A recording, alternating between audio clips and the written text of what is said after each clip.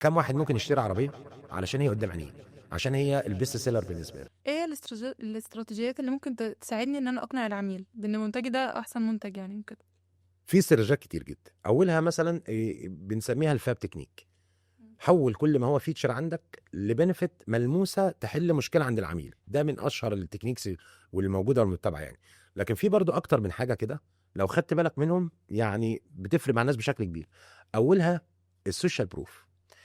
الناس عاده لما بتلاقي منتج انتشر وتجرب واستخدم قدام عينيهم، بيجي لهم حاجه اسمها سوشيال بروف، اللي هو ما بقاش بقى مطمن له، ما بقاش قلقان منه. كم واحد ممكن يشتري عربيه علشان هي قدام عينيه، عشان هي البيست سيلر بالنسبه له، عشان هي بيستخدمها اخته ولا خاله ولا عمه ولا صاحبه ولا مديره، فبقت بالنسبه له عايز اجيب العربيه دي. ليه؟ سوشيال بروف. الناس دايما بتحب تمشي، معظم الناس الغالبيه العظمى بتحب تمشي مع القطيع للامان. فالسوشيال بروف، طب لا انا في شركتي اقدر اوري الناس السوشيال بروفز، اقدر اوري الناس ثابت اعمالي، اقدر اوري الناس شغلي، اقدر اوري الناس البارتنرز بتوعي. في كميه كبيره جدا من الناس هتيجي بسبب السوشيال بروف. اوكي. عندك في حاجات كتيره جدا برضو في الاقناع، زي مبدا الندره في الاقناع. الناس عندها حاجه اسمها فومو، الناس دايما بتخاف تضيع فرص.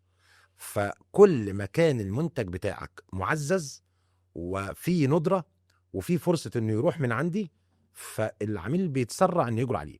اما المنتج المتاح ومتاح بعرض وطول السنه تحت عينيهم وطول السنه موجود بنفس الاوفر ده، والكميات اللي فيه عمرها ما تنقص ولا تخلص، فاجري عليه ليه؟ فمبدا برضو الندره من المبادئ القويه جدا في البيع. في طبعا مبادئ واستراتيجيات تانية، زي مثلا البيج ثيوري، نظريه الخنزير، ان يعني الناس دايما تشوف السيناريو والسيناريو الاسوأ فيختار السيناريو الاحسن اللي هو السيناريو بتاعك انت. فدي برضو من التكنيكس بتاعت الاقناع، ودي فيها يعني استراتيجيات كتيره جدا يعني.